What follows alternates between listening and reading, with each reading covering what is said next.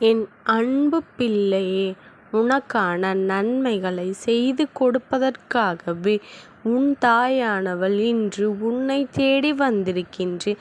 என் பிள்ளையே, இன்று உன் அம்மா உனக்கு ஒரு முக்கியமான செய்தியைத்தான் கொண்டு வந்திருக்கின்றேன். என் பிள்ளையே, 3இல் ஒன்றை தொட சொன்னவுடன் உனக்கு பிடித்த ஒன்றை தொட்டுவிட்டாய் அல்லவா? என் குழந்தையே, உன்னை பற்றி உனக்கே தெரியாத ஒரு விஷயத்தை தான் இன்று உன் அம்மா சொல்ல வந்திருக்கின்றேன். என் பிள்ளையே, நீ என்ன நினைக்கின்றாய்? நம்மை பற்றி நமக்கே தெரியாத விஷயம் என்ன இருக்கப் போகின்றது? என்னை பற்றி எனக்கு எல்லாமே தெரியும் என்று நீ நினைத்திருக்கின்றாய் அல்லவா? என் குழந்தையே, என்ன இருந்தாலும் உனக்கு ஒரு சந்தோஷம் வரலாம். நம்மம்மாவிற்கு ஏதோ நம்மை பற்றி தெரிந்திருக்கின்றது போல. அதனால்தான் நம்மம்மா நம் வாக்கினை கேட்டு விடுவோம் என்று நினைத்து என் குழந்தை நீ இங்கே வந்திருக்கின்றாய் அல்லவா? உன்னை பற்றி உனக்கே தெரியாத ஒரு ரகசியம் ஒன்று உன் அம்மா எனக்கு நன்றாக தெரியும். இன்று அல்ல, நீ பிறக்கும் போதே அது எனக்கு தெரியும். இது உன் வாழ்க்கையை, நீ எப்படி இந்த வாழ்க்கையை வாழப்போகின்றாய், உன்னுடைய எதிர்காலம் என்னவென்பது எனக்கு நன்கு அறிந்த விஷயம். என் குழந்தையே, நீ அதை சில விஷயங்களுக்காக மட்டும் புரிந்து கொள்ளாமல் வாழ்ந்து கொண்டிருக்கின்றாய்.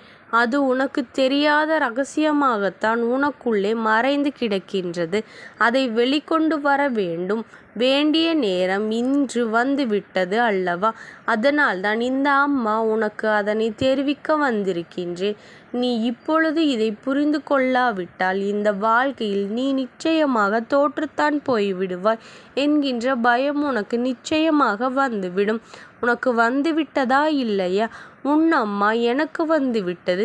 எதை பார்த்தாலும் பயம், எதற்கெடுத்தாலும் பயம், என்ன நடந்தாலும் ஒரே பதற்றம் என்று மனநிலையில்தான் நீ இப்பொழுது இருந்து கொண்டிருக்கின்றாய். செய்ய நினைக்கின்ற செயலை எல்லாம் மன உறுதியோடு நீ செய்ய நினைப்பதில்லை. உனக்குள் இருக்கின்ற பயம் உன்னை செய்ய விடாமல் தடுத்து விடுகின்றது. எதற்கெடுத்தாலும் ஒரு பதற்றமாகத்தான் நீ இருக்கின்றாய். யார் உன்னை அமைதியாக இருக்கின்ற இடத்தில் கூப்பிட்டாலும் கூட உடனே பதறியெடுத்து போல பயந்து விடுகின்றாய் என்று. இதற்கெல்லாம் காரணங்கள் என்ன தெரியுமா? உன்னுடைய எண்ணங்கள் எதுவும் நேர்மறையானதாக இல்லை என்பதுதான்.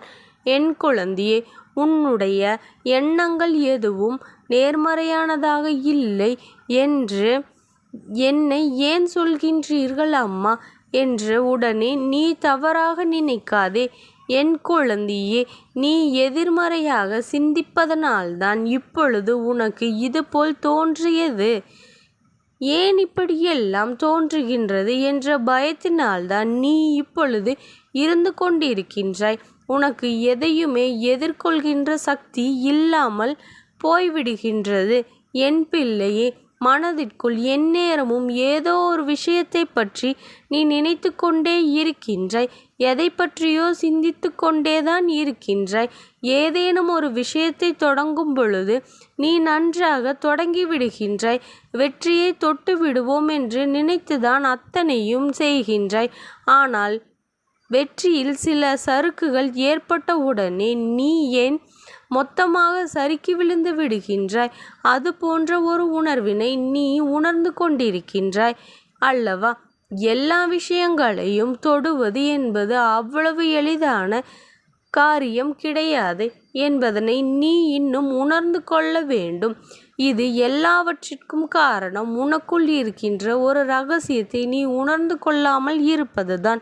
அதை நீ உணர்ந்து விட்டால் இவை எல்லாவற்றையும் தாண்டி நீ வெளியில் வந்து விடுவாய். அது உனக்குள்ளே மறைந்து கிடக்கின்றது. நீ இருப்பது தெரியாமல் தான் இது போன்ற செயல்களை எல்லாம் செய்து கொண்டிருக்கின்றாய். என் பிள்ளையே, அந்த ரகசியம் என்னவென்று உன் தாயானவள் சொல்கின்றேன். நன்றாக இருக்கின்றதா என்று பார்க்கின்ற அளவிற்குத்தான் அந்த ரகசியம் இருக்கப் போகின்றது. நீ பிறக்கும் பொழுதே உனக்கென்று எழுதி வைத்த விதியினை வாழ்க்கையில் எல்லா சூழ்நிலைகளிலும் உனக்கு முதலில் பயம் காட்டும்.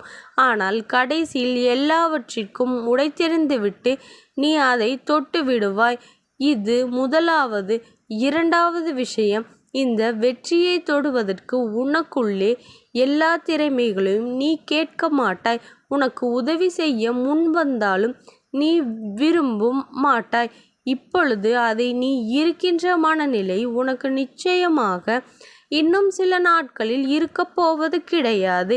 ஏனென்றால் உதவியை கேட்டு தொலைந்து போயிருக்கின்றாய்.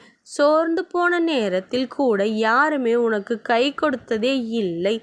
இப்பேற்பட்ட சூழ்நிலையில் என் குழந்தை எல்லாவற்றையும் கற்றுக்கொண்டு வாழ்வில் தேர்ச்சி பெற போகின்றாய். இனிமேலும் யாருடைய உதவியும் உனக்கு தேவைப்பட போவதில்லை. நீயே அடிபட்டு மிதிப்பட்டு எல்லாவற்றையும் கற்று தேர்ந்து ஆரம்பித்து விட்டாய். நீ எடுத்து வைக்கின்ற ஒவ்வொரு அடியிலும் இனிமேல் அத்தனை பலம் வாய்ந்ததாக இருக்கப் போகின்றது. என் குழந்தையே, நீ ஒரு முறை இந்த அம்மா சொல்கின்ற வார்த்தைகள் உண்மையாக இருக்குமோ என்று சிந்தித்துப்பார். ஆனால் உன் பக்கத்து வீட்டில் இருப்பவர்களையோ, உன் அருகில் இருப்பவர்களையோ, உன்னுடைய ஊரில் இருப்பவர்களையோ, அவர்கள் வாழ்ந்த காலத்தில் கஷ்டங்களை அனுபவித்து எதற்கும் உதவாதது போல திரிந்து கொண்டிருப்பார்கள். ஆனால் இப்பொழுது அவர்களின் நிலை என்னவாக இருக்கின்றது என்பதை சற்று சிந்தித்து பார்க்கும் பொழுது, யாரெல்லாம் வாழ்க்கையில் முன்னேறவே மாட்டார்கள், இப்படியேதான் இருப்பார்கள் என்று நினைத்தார்களோ அவர்கள் எல்லாம் இன்று வாழ்க்கையில் நல்ல நிலைமையை தொட்டுவிருக்கின்றார்கள் என்றால் அவர்களுக்குள் இருக்கின்ற அந்த திறமைதான் அதற்கு முக்கிய காரணமாக இருக்க முடியும். வேறு எதையும் நாம் முக்கியமாக எடுத்துக்கொள்ள முடியாது. என் பிள்ளையே, அவர்களின் முக அழகோ அவர்களின் உடல் வலுவோ எதுவாக இருந்தாலும் அவற்றை எல்லாம் சொல்ல முடியாது. அவர்களின் மனமும் அறிவும் சார்ந்துதான் என்பதனை நீ புரிந்து கொள்ள வேண்டும். என் குழந்தையே, நம்பிக்கைதான் முதலில் அச்சாரம் என்பதை நீ புரிந்து கொள்ள வேண்டும்.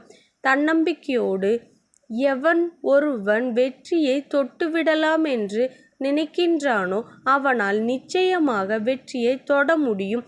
இந்த திறமை உனக்குள் இருக்கின்றது என்பதைத்தான் இந்த தாயானவள் மீண்டும் மீண்டும் சொல்லிக்கொண்டே இருக்கின்றேன்.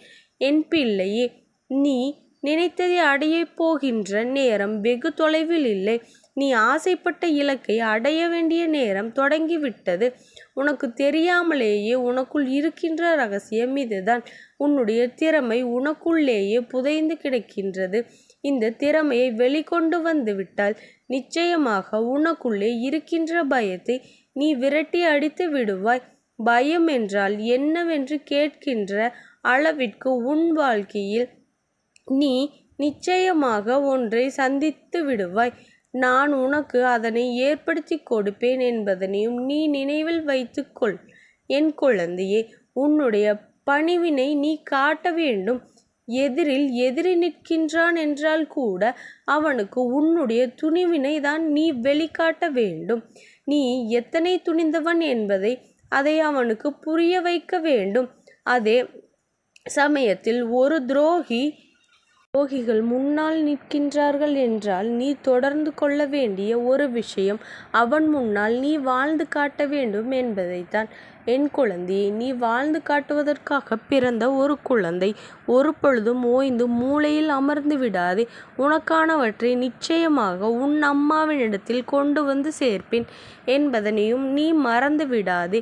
உன் வாழ்க்கை உனக்கானது. எல்லாம் உன் கையில் கொண்டு வந்து நிச்சயமாக நான் சேர்ப்பேன்.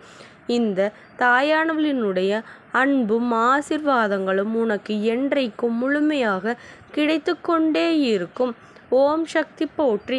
ஓம் ஆதிபராசக்தி போற்றி போற்றி.